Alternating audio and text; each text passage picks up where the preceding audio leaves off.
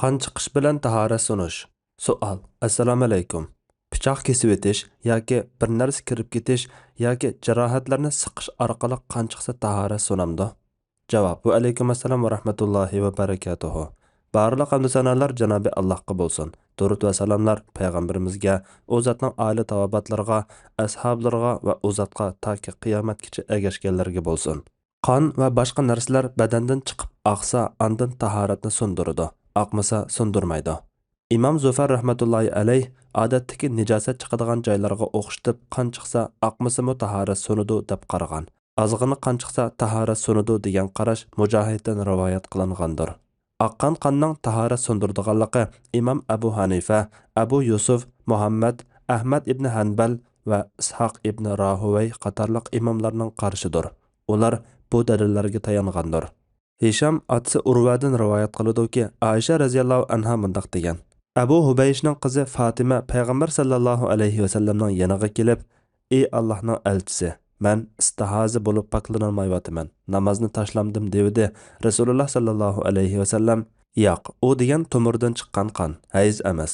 Odatingiz bo'yicha hayz kelganda namoz o'qimang. Hayz o'tib ketganda qonni yuvib o'tib, g'usl qilib o'tib, ondan namoz o'qiyvering" dedi.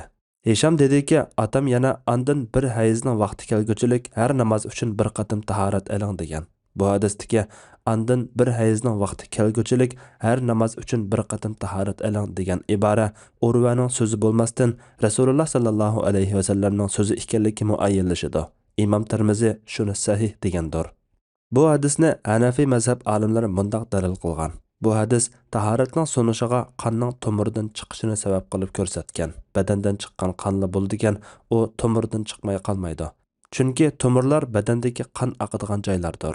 Hazrat Aisha radhiyallohu anhadan rivoyat qilinishicha, Rasululloh sallallohu alayhi va sallam mundaq degan: namozida qay qilgan yoki burni qanab ketgan yoki yandurgan yoki ma'zi chiqqan kishi qaytib berib tahorat olib kelib gap so'z qilmasdan namozini kelgan yerdan davomlashtirib o'qisin. Yana Aisha radhiyallohu anha rivoyat qiladi-ki, payg'ambar sallallohu alayhi va sallam mundaq degan: namozda turib biringlarning tahorati sunib ketsa, burnini tutqancha namozdan chiqib ketsin. Imom Zaylai va Imom Hafiz ibn Hajar aytadi: Abdullah ibn Umar radhiyallohu anhumaning namozda turib burni qanab ketsa, berib tahorat olib gap so'z qilmasdan qaytib namozini kelgan yerdan davomlashtirib o'qiganligi sahih sabitdir. Buni Imom Malik uningdan Imom Shafi'i rivoyat qilgan. Yana Imom Shafi'i bu xabarni boshqa bir tarafdan Hazrati Abdullah ibn Umar radhiyallohu anhumaning kimki namozda turib burni qanab ketsa yoki ma'zi kelsa yoki qay qilsa chiqib ketib tahorat olib kelgan yeridan davomlashtirib o'qiydi deganligini rivoyat qilgan. Buni Imom Abdurrazzaq mushuniga yaqin mazmunda rivoyat qilgan.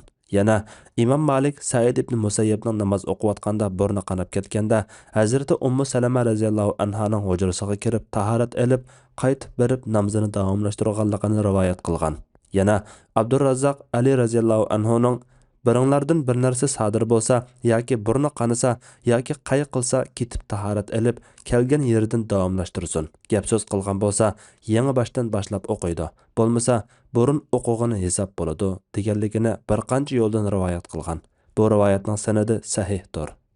Az-Zaxira va Qozixon fatvolarida tishlagan narsada yoki tish cho'tkisida qon asarini ko'rgan bo'lsa, qon oqqanligi ma'lum bo'lmasa tahorat sunmaydi. Tish ko'rg'ishda qon asarini ko'rgan bo'lsa-mu o'xshash deyilgan. Yana Al-Haviyda kelishicha, Ibrohim tishlarning orasidan chiqqan qon haqida so'ralganda, joyi ma'lum bo'lib oqqan holatda bo'lsa tahoratni sundirdi.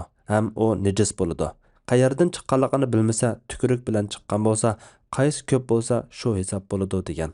Imom Malik va Shafi'i qatorliq olimlar oqqan qon tahoratni sundirmaydi deb qaragan. Jabir radhiyallohu anhudan rivoyat qilinishicha, payg'ambar sallallohu alayhi va sallam Zatur Riqa g'azotidagi chaqda bir odamga ya o'q tegib qon ko'p chiqib ketgan bo'lsa-mu, tahorat yangilamasdan ruku sajdasini qilib namozini davomlashtirib yuborgan ekan. Payg'ambar sallallohu alayhi va sallam bundaq cho'ng voqeadan xabarsiz qilishi notayin. Uningga qilganing to'g'ri bo'lmadi deganligi ma'lum emas. Xato qilgan bo'lsa, albatta uni ogohlantirgan bo'ladi. Amaliyotda Imom Navaviy aytgandek, tahoratning qon chiqish, qay qilish, namozda turib kulish bilan sundiganligi yoki sunmaydiganligi haqida sahih bir hadis yo'q. Qon chiqsa tahorat sunmaydi degan qarashdagilar yana munolarni dalil qilgan. Hasan Basri musulmonlar yardar holatda namoz o'qib kelmoqda degan. Tavus Muhammad ibn Ali Baqir Ata va Hijaz olimlari qon chiqqanga tahorat yangilash shart emas degan. İbn Ömer radhiyallohu anhuma yuzidagi bir tal donxo'rakni siqqanda uningdan ozg'ina qon chiqqan bo'lsa-mu tahorat yanglamagan. İbn Abi Avfa radhiyallohu anhuma qon tukiribmi namozini davomlashtiravergan. İbn Ömer radhiyallohu anhuma bilan Hasan Basri qon oldirgan kishi to'g'risida qon ilingan joyni yoyuvasi bo'ladi degan. Lekin bu rivoyatlarga Hanafi mazhab olimlari mundaq javob bergan. Hasan Basrining musulmonlar yardar holatda namoz o'qib kelmoqda degan so'zi qon oqsa tahorat sunmaydiganligiga dalil bo'lolmaydi. Chunki yardar holatda deganidan namoz o'qiyotgan chog'ida qon chiqib turadi degan mazmun chiqmaydi. Yarısı bor kishi yara sababidan namoz tashlamaydi, balki yarasini bir narsa bilan chegib yoki tengib qo'yib o'qiyveradi. Shundaq ahvoldami yarasidan bir narsa chiqib qolsa, chiqishi bilan tahorati sunib ketadi. Demak, Hasan Basrining bu so'zining ma'nosi qon oqmagan holatda yarasi bilan namoz o'qiyveradi degan bo'ladi. Buning dalili shuki, Ibn Abi Shayba Hasan Basridan sahih isnod bilan rivoyat qilishicha, u qon faqat oqqan ahvolda tahorat sunudi deb qaragan. Bu Hanafi imamlarning qarashining dal o'zi bo'lib, qarshi qarashdiklariga Hanafi mazhabdiklarining pakitidir. Tavus va boshqalardan kelgan rivoyat qon eqib tursimi tahorat sunmaydi deganni bildirmaydi. Shundaq bo'lgan taqdirdami buni dalil qilib ko'rsatganlar tabiining ish harakati hujjat deb qaramaydi. İmam Abu Hanifa rahmatullohi alayhi hujjat deb qaramaydi. İmam Abu Hanifadan naql qilinishicha, u tabiinlarmi bizga o'xshash kishilardir. Ya'ni biz ularning ijtihodi bo'yicha amal qilishimiz kerak emas, balki bizmi ularga o'xshash ijtihod qilamiz degan.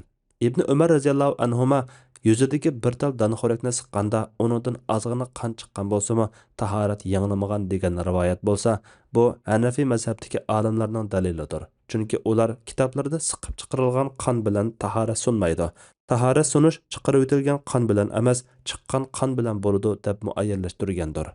İbn Abi Avfa radhiyallohu anhuma qon tukiribmi namozini davomlashtiravergan degan rivoyat kelsak, buningdami qon chiqsa tahorat sunmaydiganligiga dalil yo'q. Chunki tish oraliqdan chiqqan qon tukurik bilan aralashgan ahvolda qaysi ko'p bo'lsa shu hisob bo'ladi.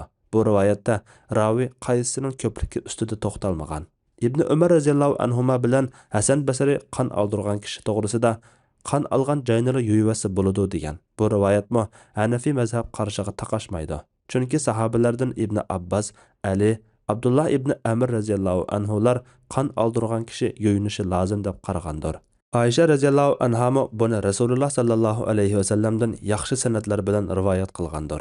Yana taxa qon oldirgandagi qon chiqqan qon emas, chiqarilgan qon bo'lg'achqa bu Hanafi qarashga taqashmaydi. Demak, dalil qilingan hadislar zaiflikdan yoki sahih bo'lsa-mu dalolati ehtimolliq bo'lgan jihatdan olimlar sahobalarning ish harakati va boshqa nijosatlarning badandan chiqishiga qiyos qilishgan. İmam Abu Hanifa qatorliq olimlar oldi orqa ikki yo'ldan boshqa butun badandan chiqqan har qanday nejis narsa tahoratni sundiradi desa, İmam Shafi'i qatorliq olimlar ikki yo'ldan boshqa yerdan chiqqan har qanday narsalar tahoratni sundirmaydi deb qaragan. İmam Malik chiqadigan o'rinni, chiqqan narsani va qanday chiqishini ko'zda tutgan. Bu masalada dalillarni solishtiradigan bo'lsak, qon oqsa tahorat sunudi degan qarash dalil jihatdan kuchliroq bo'lib qolmasdan, ehtiyot jihatdanmi oldi o'rinda turadi. Alloh eng to'g'risini bilguchidir. Fatvoda Dr. Abdul Aziz rahmatulloh. Fatvolar majmuasi 1-tom, 35-nomerlik fatvo.